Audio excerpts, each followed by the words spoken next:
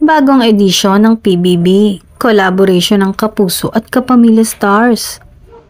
Opisyal nang inanunsyo ang pagsasanib puwersa ng GMA Network at ABS-CBN para sa patok na reality show na Pinoy Big Brother ngayong 2025.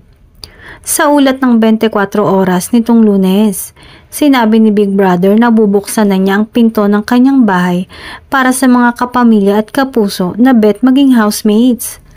Matapos ang 20 taon na pagiging tahanan sa magkakaibang tao, ay matutupad na rin ang isang pangarap na collab mula sa dalawang leader ng content creation, ang GMA at ABS-CBN, saad ni Big Brother.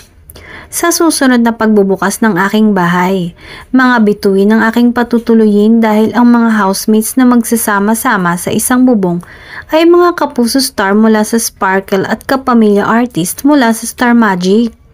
Wika niya pa. Pinoy Big Brother Celebrity Edition Collab ang itatawag sa edition ngayong taon. Matatandaang nauna nang ipinahiwatig noong Sabado. Isa umanong big balita tungkol sa nasabing reality show ng ABS-CBN. Aasahan din na may bagong makakasama ng mga kapuso host ang Kapamilya PBB host na sina Bianca Gonzalez, Robby Domingo, Kim Chu, Enchong D, Melek Cantiveros at Alexa Ilacad.